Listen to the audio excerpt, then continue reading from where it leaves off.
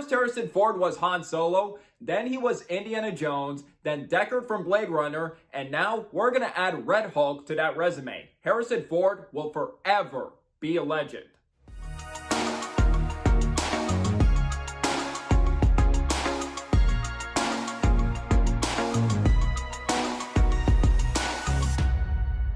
Hey movie buffs, I'm Jack Benner, and welcome to my review of Captain America Brave New World. Captain America Brave New World is the newest MCU film and now 35th film in the MCU, as well as the 4th theatrical MCU Captain America movie and the 5th film in Phase 5 of the MCU, so yeah. This is a huge movie. This film is directed by Julius Ono, who directed the Falcon and Winter Soldier series on Disney+, starring Anthony Mackie, Danny Ramirez, and Harrison Ford. Set after the events of Falcon and the Winter Soldier, Sam Wilson, as always played by Anthony Mackie, is adjusting to his duties as the new Captain America, but when an incident involving President Thaddeus Ross, now played by Harrison Ford, occurs, it's up to Sam to investigate the conspiracy surrounding the attack. Before I get into my review of Captain America Brave New World, any new viewers coming across my channel for the first time, welcome to my channel. I am Jack Benner. I talk about movies on here. I do movie reviews. From time to time, I do some lists on here, whether that would be a top 5 or a ranking video. So you like movie content? Like what you see so far? Definitely considering that like and subscribe button for more exciting movie content down the road. Now, before I give you my thoughts on Brave New World, I would like to give you my thoughts on the MCU Captain America movies, as well as the Falcon and Winter Soldier series on Disney+, which I don't think I've talked about before on this channel, so I would like to do that. Starting with 2011's The First Avenger. This was a pretty good origin story in Phase 1 of the MCU, with this and Thor around the same time. Chris Evans proved to be perfect casting for Steve Rogers / Captain America. Hugo Weaving was great as Red Skull. The effects were pretty good, and I'm still blown away by the effect of making Chris Evans look short and skinny, and then later buff and muscular. The action was a lot of fun, and the first half of this movie is excellent, set up very well. However, I did feel like some of the action was a little rushed in the middle. I felt like it just montaged through a lot of Captain America action, but still really good and underrated MCU movie to this day. 4 stars out of 5, a B+. And then in 2014, we got Captain America The Winter Soldier. This still stands as a top-tier MCU movie that took it in an interesting direction. And this was the first MCU movie directed by Anthony and Joe Russo, who have established themselves as the best directors in the MCU. I love that it got more serious and grounded than the first movie, taking a spy thriller route. And to me, I always viewed it as a Jason Bourne movie in the MCU. I love that it used practical effects, the action is thrilling, Sebastian Stan did an amazing job as the Winter Soldier. I love Steve Rogers' chemistry with Black Widow, and Anthony Mackie's debut as Falcon was great. I love the twists and turns it took in the story surrounding S.H.I.E.L.D. This still remains one of my favorite superhero sequels, up there with Spider-Man 2 and The Dark Knight, that improves upon the predecessor in every way. And both in my top 5 favorite MCU movies, this would be my personal favorite superhero movie of 2014, since that says a lot, since we also got Days of Future Past and Guardians of the Galaxy that same year, and one of my favorite films that year. 5 out of 5 stars, A+ movie. And then in 2016, Above and Beyond with Captain America Civil War. Infinity War and Endgame are tied for my favorite MCU movie. This is my runner-up. And I consider this the actual Avengers sequel over Age of Ultron, which I still enjoyed. And this was everything Batman v Superman should have been. And it's exactly how you do a superhero battle with 2 opposing viewpoints much better. The story was cohesive and engaging. Every character gets something important to do and you understand their motives. The action is exhilarating. The airport battle is a top-tier MCU action sequence. The stunt work is incredible. The effects are good. The performances from the cast are all incredible. And this was a fantastic introduction to Tom Holland's Spider-Man and also Chadwick Boseman as T'Challa, aka Black Panther. Rest in peace. I am still heartbroken that Chadwick Boseman passed away in 2020.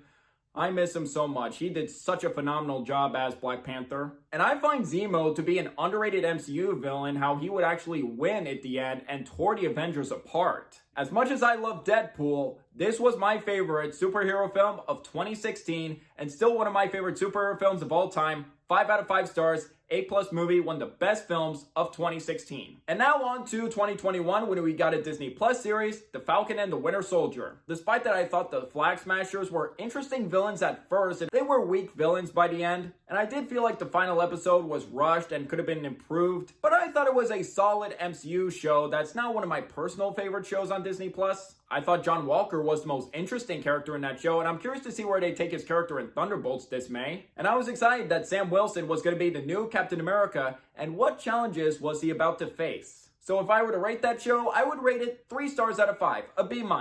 I was skeptical when this was announced at D23, and like I said, even if I didn't love the Falcon and the Winter Soldier series, I was excited to see Sam Wilson as the new Captain America and what obstacles he was about to face. And I was also excited to see how Harrison Ford would do replacing the great William Hurt, who played Thaddeus Ross from Incredible Hulk all the way to Endgame, and he tragically passed away in 2022. Rest in peace. I thought he did a terrific job as the character. And I thought the trailers were promising, returning to the Winter Soldier spy thriller vibe. However, I was concerned after hearing multiple reshoots, rewrites, and poor test screenings. On top of the mixed reviews I heard going in, some people enjoyed this movie, some in the middle of the road, and some hated this movie. I didn't worry about that too much, just wanted to see the movie for myself. For my own opinion. I went into Brave New World optimistic and also with middling expectations. I feel like it could go either way. So, was this a great continuation of the MCU or a step back? In my opinion,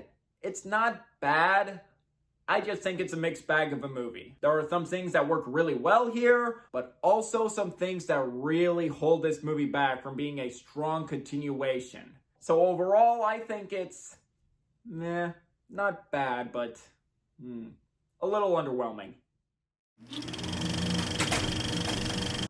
To start with my pros, the cast here does a solid job. It is satisfying to see Anthony Mackie shine in a solo MCU film as Sam Wilson, trying to fill in the shoes as Captain America, struggling with imposter syndrome of what it really means to be Captain America, and while also investigating this attack, on top of Mackie continuing to inject charisma, gravitas, and utilizing his capabilities as Captain America. And one action scene early in the film I thought, you know what, Sam? You deserve the shield. Steve Rogers would be proud of you. And I'm looking forward to seeing where they take his Captain America after this. But who I think is the standout of the supporting cast is definitely Harrison Ford as Thaddeus Ross. I was excited to see Harrison Ford in the MCU. How would he fill in the shoes of William Hurt? And fortunately, Harrison Ford, he did not phone this role in, nor did it really feel like a paycheck role. He really did give it his all, and I really like how they flesh him out a little bit more. And there is one scene where he tells the truth to Sam. Harrison Ford killed it in that scene. And other supporting performances from actors who reprised their roles in Falcon and Winter Soldier. Danny Ramirez is charismatic as the new Falcon, and also Carl Lumbly, reprising his role as Isaiah, does a great job as well and has highlights in the emotional scenes. And I was curious to see how Julius Onah would take a jump from an MCU Disney Plus series to an MCU film. I thought he did a solid job directing this movie. Onah did a good job staging exciting action set pieces, aiming for the same Winter Soldier spy thriller vibe and visceral action filmmaking from the Russo brothers. And as for the action scenes in this movie, they are quite entertaining to watch in this movie. 2 highlights. One, I think it's the best action scene in the film, set near the Celestial Island with these fighter jets, Sam and Falcon.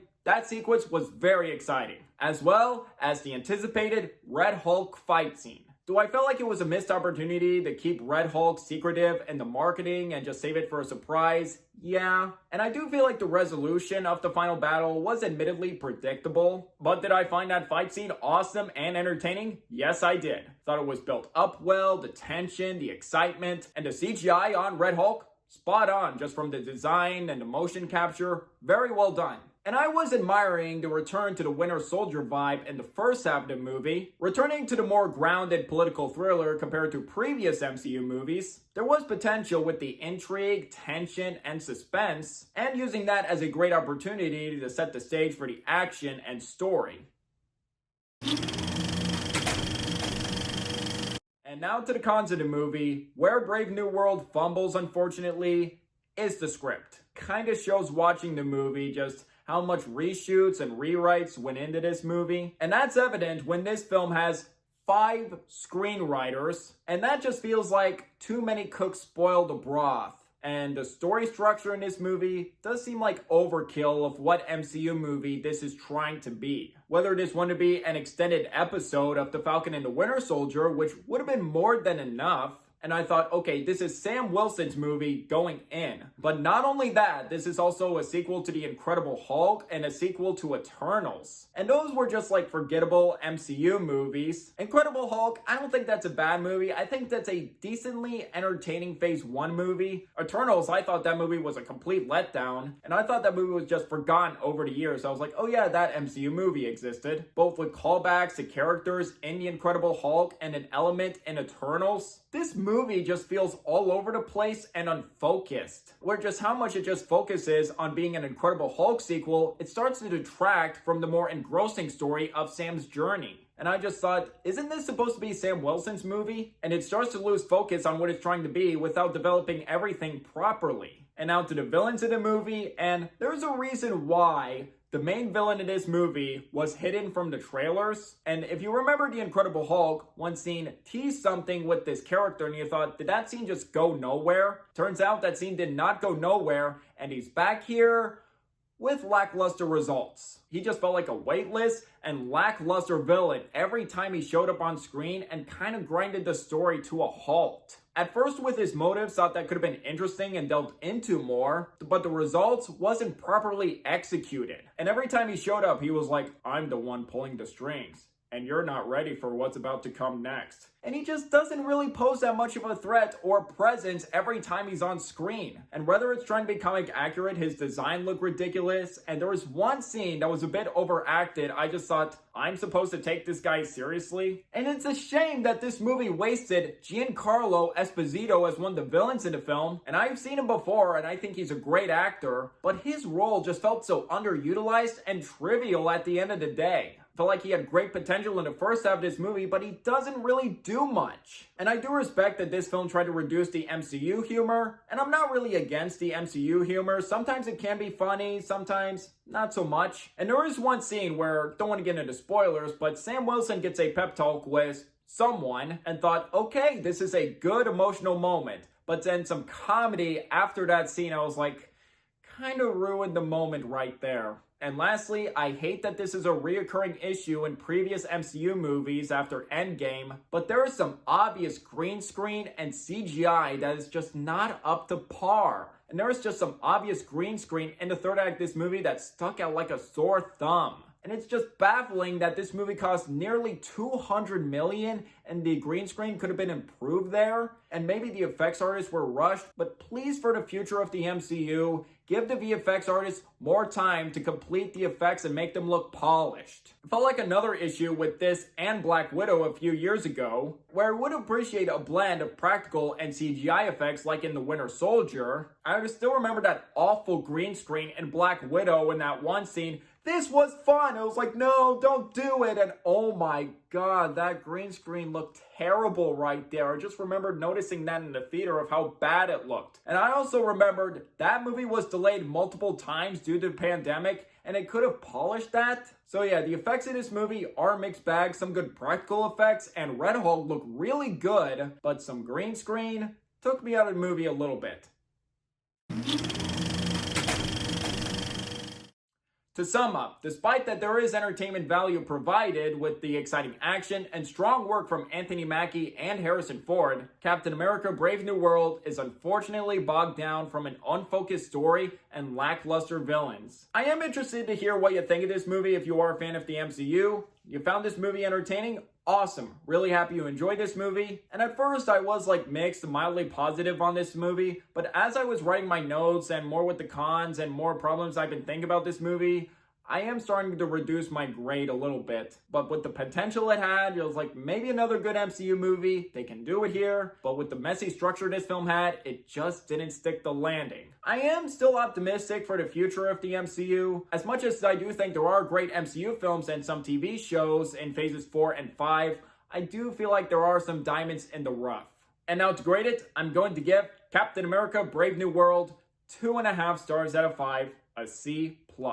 Pretty underwhelming start to MCU films in 2025, and I do believe they can rebound. If you haven't seen this movie yet, it's up to you if you want to still go see it in theaters. And I say go see it for yourself and form your own opinion if you enjoyed it or not. Or if you want to wait for this to stream on Disney Plus, that's totally fine. 2 more MCU films this year. Thunderbolts in May, that looks like a lot of fun. Hope that's good. And the first trailer came out a few weeks ago for the Fantastic Four First Steps. I'm super excited for that one. That one looks fantastic, just from the cast, tone, setting, everything they seem to be going for with that movie looks exciting, and hope that movie can correct the mistakes of the previous Fantastic Four movies and deliver us something awesome. So that right there is one of my most anticipated movies of the summer and year so far. And now for a few rankings. First and foremost, where would I rank Brave New World in my MCU ranking, 35 films now? I wouldn't say it's in my bottom 5 MCU movies, probably close to there. I would place it at number 29 between Thor Love and Thunder at 28 and number 30, Captain Marvel. So that's where Brave New World is staying in my MCU ranking. And curious to hear where you would rank Brave New World in your MCU ranking. And if you're interested to hear what my bottom 5 MCU films are, here they are. Number 5, Eternals. Number 4, Iron Man 2. Number 3, Thor the Dark World. Number 2, Ant-Man and the Wasp: Quantumania. And number 1, The Marvels. Yeah, just one MCU movie I don't want to go back and rewatch that was just unfunny, rushed, and hollow. It would be that one. Not even for an MCU marathon I don't want to go back and rewatch it. So that right there would be my top 5 least favorite MCU movies. And now here's my ranking of 5 MCU Phase 5 films right now. Number 5 at the bottom is The Marvels. Number 4, Ant-Man and the Wasp: Quantumania. Number 3, Captain America Brave New World right there. Number 2, Deadpool and Wolverine. And number 1 to me is still Guardians of the Galaxy Volume 3. So that right there is my ranking of MCU Phase 5 films, and how would you rank those films in the comments below? And now my ranking of the 4 theatrical Captain America movies. Number 4, the weakest, Brave New World. Number 3, good, The First Avenger. Top 2, The Winter Soldier at number 2. And number 1, still Civil War. And that's how I would rank all 4 Captain America MCU movies. So I would like to hear from you guys. What do you guys think of Captain America Brave New World if you've seen it? Do you agree, disagree with my review? Or if you haven't seen it, are you interested in seeing the film or not? Let me know down below. Did you enjoy hearing my thoughts on this movie and want to see more reviews like this in the future? If yes, please hit that like and subscribe button if you're new here, and don't forget that notification bell for my next upload in the future. It really means a lot. My social media links are in the description down below. You can find me on Twitter, Instagram, and TikTok. And if you'd like to see my written reviews, I do have a letterbox, so if you'd like to follow me on there as well. And until the next video, I'm Jack Benner, and look forward to another movie review.